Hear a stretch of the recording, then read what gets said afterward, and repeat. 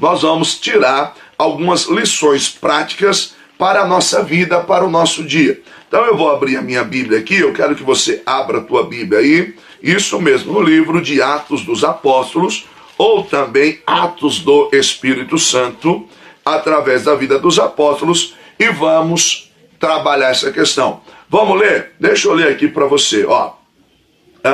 Fiz o primeiro tratado, ó Teófilo, acerca de tudo que Jesus começou não só a fazer, mas também a ensinar, até o dia em que foi recebido em cima no céu, depois de ter dado mandamentos pelo Espírito Santo aos apóstolos que escolhera. Olha que interessante. Aos quais também, depois de ter padecido, se apresentou vivo com muitas e infalíveis provas, sendo visto por eles por um espaço de 40 dias e falando acerca do reino de Deus.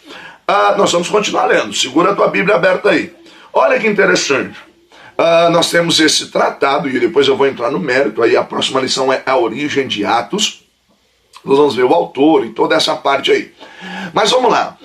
O pano de fundo, o que é que está acontecendo?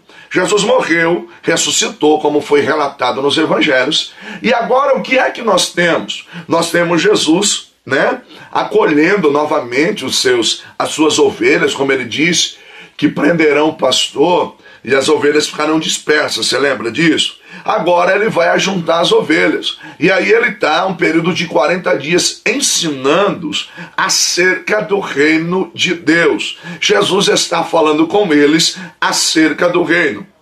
Continuando a nossa leitura, verso 4 diz assim, ó.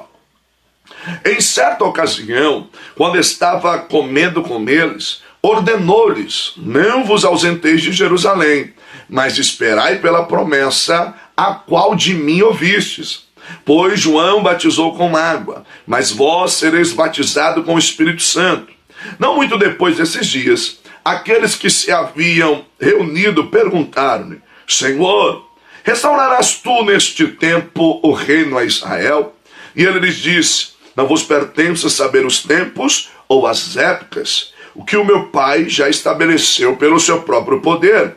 Mas recebereis poder ao descer sobre vós o Espírito Santo, e ser-me-eis minhas testemunhas, tanto em Jerusalém, como em toda a Judéia, Samaria e até os confins da terra. Isso mesmo. Vamos lá? Vamos olhar para as nossas lições práticas? O verso 4 diz que Jesus está reunido com eles, né, assentado à mesa. O que eu acho interessante em Jesus, meus irmãos, que Jesus gostava de estar reunido à mesa, de banquetear com seus discípulos, de estar assentado com eles, celebrando. Meu irmão, isso me leva a entender que Deus sempre tem uma mesa preparada para nós, que Jesus sempre tem uma mesa preparada para nós. Ele tem uma mesa preparada para você, e isso mesmo, assenta-te à mesa com Ele, porque Ele é poderoso, amém? Vamos lá, então. Aí o texto diz, eles estavam reunidos à mesa, né, o verso de número 4, e aí Jesus diz, olha gente, ficai em Jerusalém e aguardai pela promessa do Pai que de mim ouvistes. E aí Jesus diz assim, porque João batizou com água, mas vós sereis batizados com o Espírito Santo e tal, tal. Não muito tempo depois, aí, aqueles que se reuniram com ele, eu fico pensando aqui, deixa eu tentar aqui olhar para esse texto e criar uma cena aqui na tua imagem, na minha mente aqui, para que você possa entender. Eles estão sentados à mesa e de repente os discípulos têm algumas questões e não perguntam. Mas aí passou, de repente parou o jantar, né? E aí os discípulos vêm e falam assim, Senhor, deixa eu te perguntar um negócio, porque sem graça lá de perguntar, mas será nesse tempo que o Senhor vai restabelecer o reino a Israel? O que é que está acontecendo aqui, meus irmãos? Os discípulos têm uma preocupação. E qual é a preocupação? Como é que vai ser daqui para frente? O que é que vai acontecer daqui para frente? Talvez seja essa a tua preocupação. A nação está vivendo dias onde parece que o país se divide entre aqueles que querem determinado líder e outros que querem um outro. E aí, muitas das vezes, a pergunta, o que é que vai ser daqui para frente? Como é que vai acontecer? Os discípulos tinham uma preocupação, os apóstolos de Cristo. Roma vai cair, o Senhor vai estabelecer o reino em Israel. Eles estavam preocupados com o amanhã. E é a partir dessa linha de pensamento que eu quero extrair algumas lições práticas para mim e para a tua vida. E aí eu quero pensar com você sobre alguns ensinamentos de Jesus sobre o futuro.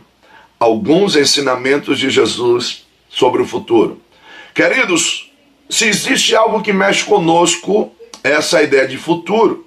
O futuro nos encanta, mas ao mesmo tempo nos dá frio na barriga, nos aperta o peito. Nós ficamos preocupados como é que vai ser. Embora eu crie uma expectativa do amanhã, mas ao mesmo tempo eu tenho medo do amanhã. A partir daí eu quero aprender com você algumas lições de Jesus acerca do futuro.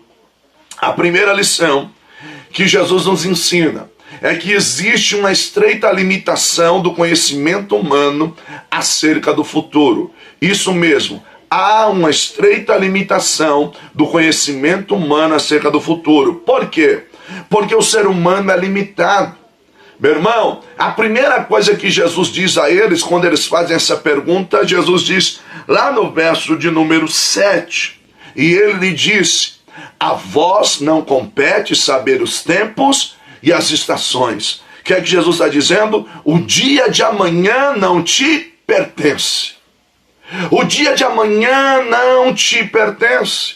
Você é limitado com relação ao teu futuro. E eu lhe provo. Meu irmão, existem muitas coisas que nós queremos saber, mas são planos exclusivos de Deus. Se Deus abrisse o leque da sua revelação e te levasse em visão, e você contemplasse como você estaria daqui a alguns anos, e aí eu quero pensar com você, de 100 coisas que você idealizou, sonhou para o seu futuro, se 99 delas tivesse se cumprido à risca, e uma delas não, quando você voltasse dessa revelação, sabe o que ia acontecer com você? Você iria sofrer por essa que não deu certo. Talvez você diria: por que aquela não deu certo? Por que tudo aconteceu e aquela não? Deus, por quê? Senhor, por quê? Ó Deus, por que isso? Se Deus abrisse o leque da sua revelação e em visão te levasse a contemplar como você estaria daqui a alguns anos, e você contemplasse a sua parentela, e dentre eles você procurasse um e não encontrasse, dentre eles você procurasse um e não visse que ele estava no meio, quando você voltasse desse êxtase espiritual, você ia se questionar e dizer assim: por que não vi meu pai? Por que não vi a minha mãe? Por que o meu filho não estava lá? Nós sofreríamos por antecipação. Nós nos angustiaríamos por antecipação. A palavra preocupação, prefixo pré, antes. Ocupar-se, ou seja, ocupar-se com algo que pode ou não acontecer. Por isso que Jesus disse aos seus discípulos: a vós não compete o saber os tempos e as estações. A palavra de Deus para a tua vida é: ei, para você é limitado com relação ao futuro. O amanhã não te pertence. Mas aí Jesus nos dá uma segunda lição. Qual é a segunda lição? Embora o amanhã não me pertença, o meu amanhã está seguro nas mãos de Deus. O teu amanhã está seguro nas mãos de Deus. Olha o que ele diz, verso 7. Abre a Bíblia, olha para a Bíblia. A vós não compete saber os tempos e as estações, mas ao meu Pai que já estabeleceu pelo seu exclusivo poder. Ou seja, Deuteronômio 29 diz: as coisas reveladas são para o homem e os seus filhos, mas as encobertas pertencem a Deus. Embora você não saiba como vai ser o teu amanhã, mas o teu amanhã está seguro nas mãos de Deus. Meu irmão, você não sabe o que vai acontecer, mas Deus tem a tua vida segura nas mãos dele. Você pode dar um glória a Deus? Olha o que Mateus 6, no verso 25 a 34 vai nos dizer. Meu irmão, olha os pássaros, não semeiam, não plantam, nem ajuntam em celeiro, todavia o vosso Pai Celestial cuida dela. Aí o Senhor diz assim: porventura tendes menos valor do que a ave? Olha os lírios do campo, nem Salomão com toda a sua riqueza e glória se vestiu tão bem quanto eles, e hoje eles estão, amanhã eles secam e não se sabe o seu lugar. O Senhor diz: porventura tende vós menos valor? Aí ele nos diz: basta cada dia o seu próprio mal. Não estejais ansiosos quanto que ao ver de comer, de beber ou de vestir. Ele está dizendo que o Senhor cuida de nós, porque com todo o nosso cuidado, nós não podemos acrescentar um fio de cabelo à nossa cabeça, e nem um covo da nossa estatura. Descanse em Deus. Isaías 43:10. Ainda antes que houvesse dia, eu sou. Ele é o grande eu sou. Ele é o Todo-Poderoso. Ainda antes que houvesse dia, Ele é. Meu irmão, e não há nada que possa escapar das suas mãos. Operando Deus, quem é que pode impedir? Ninguém pode impedir o agir de Deus na tua vida. Então descansa, alegra o teu coração, alegra a tua alma. Embora você não sabe o que vai acontecer no teu amanhã, o teu amanhã está seguro nas mãos de Deus. O teu amanhã está seguro nas mãos de Deus. Ele é o Todo-Poderoso. Ainda antes que houvesse dia, Ele diz: eu sou. Glória a Deus. Vamos para a terceira lição. Embora você não saiba o futuro, o teu futuro está nas mãos de Deus. O Senhor Jesus nos dá uma lição valiosa. Qual é a terceira lição? Que Ele diz que nós teremos poder suficiente para enfrentar o futuro. Isso mesmo. O Senhor nos diz que nós teremos poder suficiente para enfrentar o futuro. Mas recebereis poder ao descer sobre vós o Espírito Santo. Irmãos, poder para enfrentar o futuro. Isso vale muito mais do que detalhados conhecimentos sobre o amanhã. A palavra poder no grego, ela tem algumas definições, duas delas pelo menos. A primeira é exousia, que fala de poder no sentido de governo. Poder para governar, poder para a tomada de decisões, para saber agir. Mas usa também uma palavra dinamis ou dunamis, que vem de dinamite, de poder, de ação, né? No contexto de realização, de sinais, de prodígios, de maravilhas. Sabe o que o Senhor está dizendo? Não se preocupe com o amanhã. O teu amanhã está nas mãos de Deus. Se preocupe em ser cheio hoje, em receber esse poder hoje, em ser tocado pelo Espírito de Deus hoje, em ser cheio, impactado pelo Espírito de Deus hoje. Quando nós olhamos o texto de Isaías 41, irmão, do 10 ao 13, diz assim, deixa eu ler para você.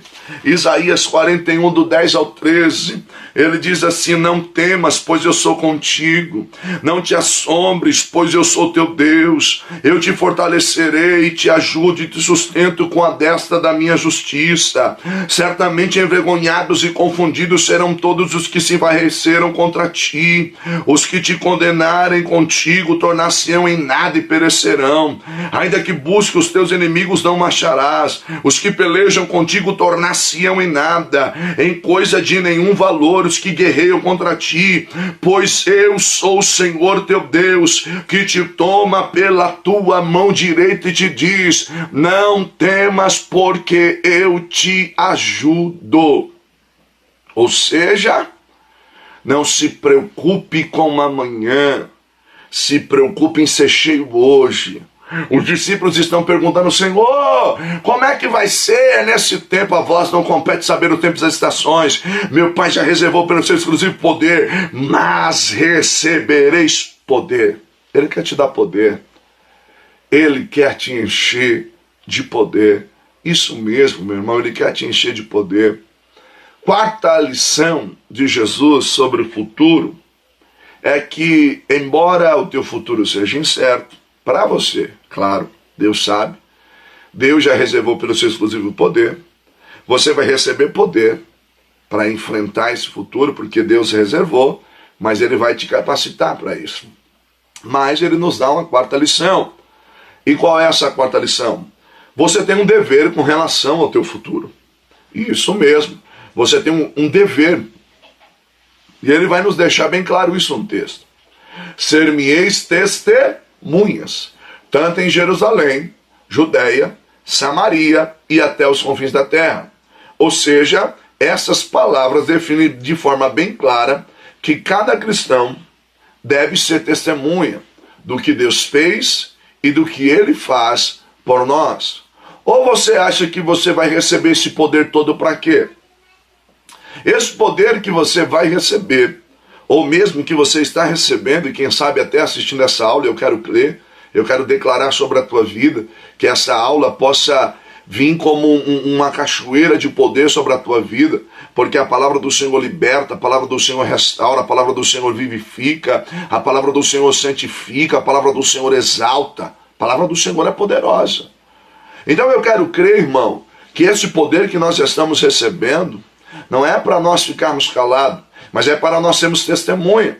E a palavra testemunha ali no seu original, ela vai expressar a ideia de mártir, isso mesmo, de mártir, de alguém que está disposto a dar a vida pela causa que ele testifica, isso mesmo. Então nós precisamos entender algo, que testemunha verdadeira é aquele que abraça a causa com a sua própria vida. E aí eu preciso revelar algo para você. A eloquência não é uma condição essencial, mas é fundamental ter uma experiência com Ele, uma experiência pessoal, conhecê-lo. Queridos, talvez você está olhando e dizendo assim, poxa, mas eu queria ter uma eloquência, eu queria ter uma voz, uma dicção melhor.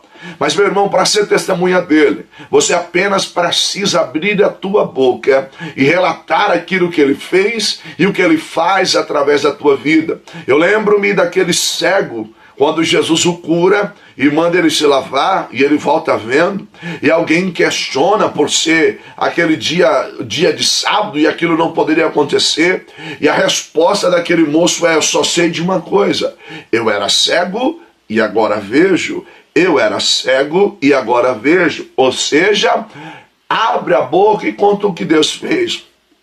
Você tem que ser, deve ser uma testemunha do nosso Senhor Jesus. Uma testemunha ocular daquilo que Ele fez e daquilo que Ele faz por nós. Amém? Vamos lá. Quinta lição ou quinto ensinamento de Jesus sobre o futuro. Qual que é o quinto ensinamento?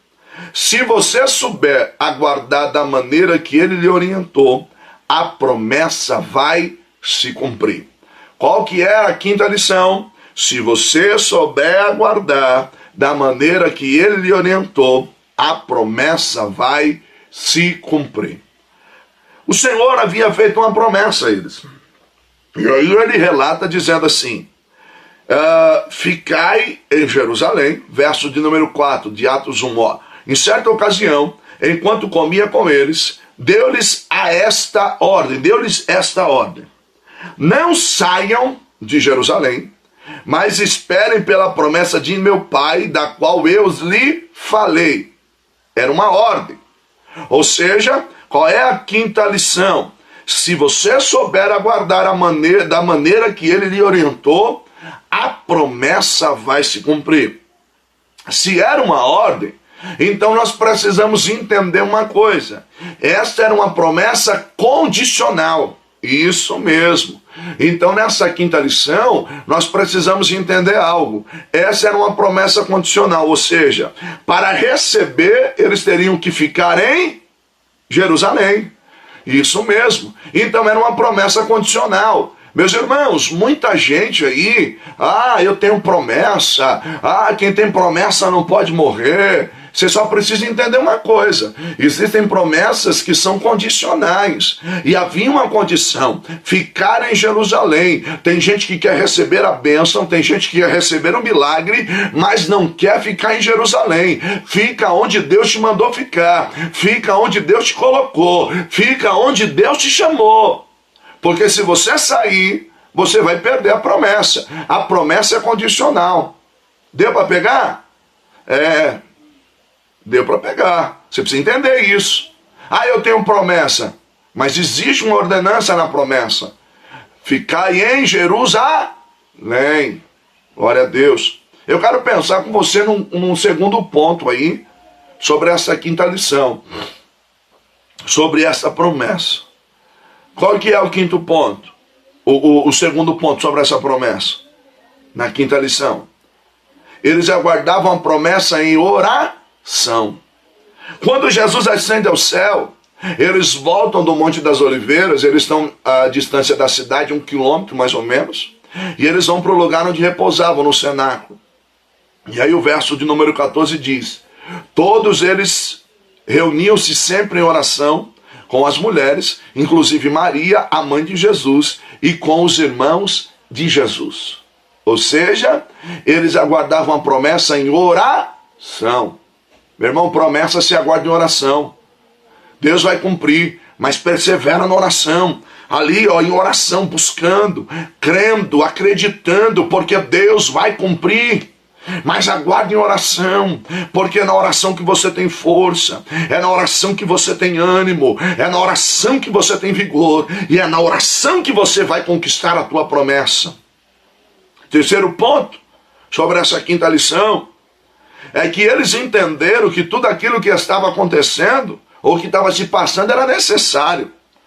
Quando você olha o verso 15, o texto vai dizer que Pedro se levanta, e aí do 15 a 16, Pedro se levanta e diz, no verso 16 diz assim, e disse: irmãos, era necessário que se cumprisse a Escritura, e que o Espírito Santo predisse por boca de Davi, a respeito de Judas, que serviu de guia aos que prenderam Jesus. Sabe o que está acontecendo ali, meu irmão? Eles estão entendendo que tudo aquilo que se passou era necessário. Até o Judas ter surgido era necessário. E aí eu quero chamar a tua atenção. Talvez você está questionando, reclamando por aquilo que aconteceu, mas entenda que é um momento de reflexão. Aguarde a promessa em Jerusalém, aguarde a promessa em oração e aproveite para refletir em tudo que está acontecendo. Aproveita para pensar em tudo aquilo que está acontecendo. Pedro se levanta e diz: irmãos, tudo isso era necessário, tinha que acontecer. Deus sabe de todas as coisas, isso tinha que acontecer. Alegra o teu coração, alegra a tua vida. Quem sabe isso não era necessário? Quarta lição que eu quero pensar com você, ou quarto ponto da quinta lição que eu quero pensar com você. Enquanto eles aguardavam a promessa, era um tempo de reestruturação. Enquanto eles aguardavam a promessa, era um tempo de reestruturação. Era preciso se reorganizar e escolher alguém para ocupar o lugar de Judas. Isso mesmo. Eles poderiam ficar se questionando, reclamando, mas eles entendem que aquilo era necessário. Diz assim: peraí, gente, vamos nos levantar, vamos aguardar a promessa, sim, em oração, sim, em Jerusalém, sim, mas vamos aqui nos reorganizar, porque tudo isso que aconteceu era necessário. Atos 1, verso 20 e 21. Porque prosseguiu Pedro: está escrito no livro de Salmos: fique deserto o seu lugar, e não haja ninguém que nele habite, e ainda que outro ocupe o seu lugar. Portanto, é necessário que escolhamos uns dos homens que estiveram conosco durante todo o tempo em que o Senhor Jesus viveu entre nós. Sabe o que Pedro está dizendo? Gente, vamos lá, Judas foi, se arrebentou, tentou se enforcar, o galho caiu do penhasco, se arrebentou todo, né? Porque numa versão diz que ele se enforcou, na outra diz que ele caiu do penhasco, e aí a gente traça aqui essa harmonia. Realmente foi se enforcar, mas aí o galho deve ter quebrado, se arrebentou no precipício. Vale de sangue ficou conhecido, campo de sangue. Mas o que passou, passou. Vamos reestruturar, vamos chamar alguém aqui, vamos pedir orientação a Deus, vamos lançar sorte, mas alguém precisa ocupar o seu lugar. Sabe o que Pedro está fazendo? Vamos reestruturar, vamos se levantar, vamos se organizar. É isso que você tem que fazer. Enquanto você aguarda a promessa, se reestrutura, se restabelece. Vai ficar caído aí, reclamando pelo que aconteceu. A promessa vai se cumprir. Ele ressuscitou. Jesus é a garantia da igreja. Ele vive, Ele é a tua garantia. Então se alegre, erga a tua cabeça. Tá bom, meu irmão? Meu irmão, tanta coisa boa no livro de Atos. Que Deus abençoe você, que Deus abençoe a tua família, Que Deus abençoe a tua casa, que Deus abençoe os teus. Lembrando sempre, meu irmão, que se Deus é por nós, quem será contra nós? E que tudo você pode naquele que te fortalece. Fica com Deus, beijo no teu coração, um abraço e até a próxima aula, tá bom? Se você quiser, divulga aí esse vídeo para alguém, tá bom? Mais pessoas sendo alcançadas por essa palavra que transforma, que liberta e que traz vida. Que Deus te abençoe. Foi muito bom estar com você, tá bom? Até a próxima, se Deus quiser.